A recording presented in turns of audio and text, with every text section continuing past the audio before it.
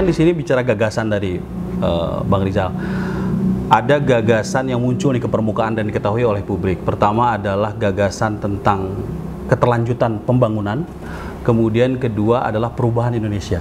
Nah, ini dua gagasan besar ini kan kemudian sedang saat ini dikampanyekan secara masif loh oleh beberapa pasang calon presiden. Nah, menurut Bang Rizal Ramli melihat daripada dua gagasan besar tentang keterlanjutan dan perubahan Indonesia ini harus seperti apa menyikapi dua hal isu besar ini?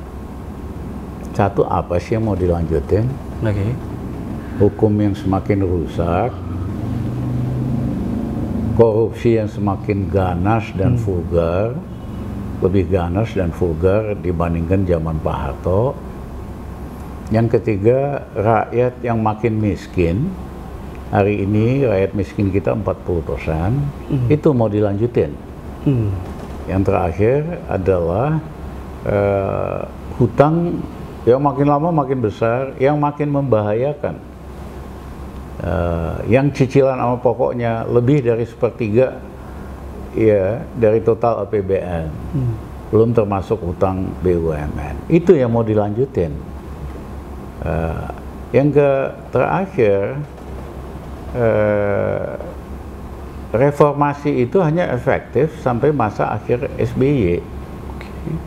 Setelah itu terjadi deformasi.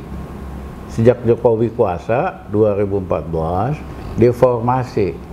Deformasi itu hal yang sudah baik dipreteli. Demokrasi yang udah baik dibikin lemah.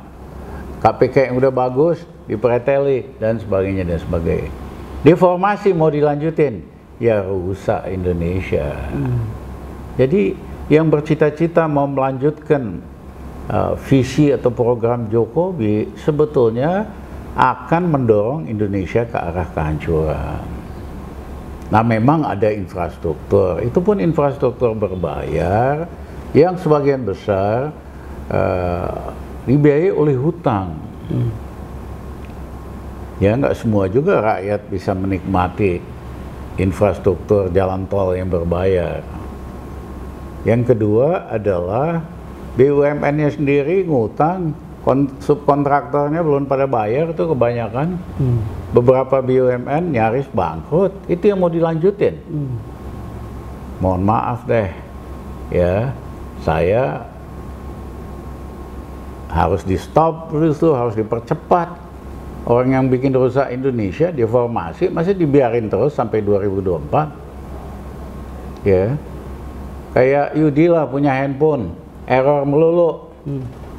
Kan pilihannya cuma dua, total reset kalau masih bisa, kalau nggak ganti handphone.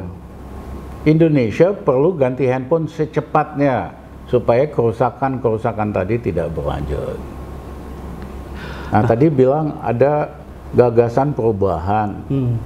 Yang benar perubahan, visinya menurut saya masih pidato yang cuman kembang doang, belum ada isinya tuh.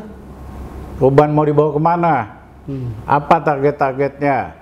Di dalam bidang ekonomi, di dalam bidang hukum, kan nggak ada. Yang ada cuman geritik yang sekarang seolah-olah menawarkan perubahan, padahal itu belum perubahan, baru keinginan pengen kuasa gitu aja. Terima kasih.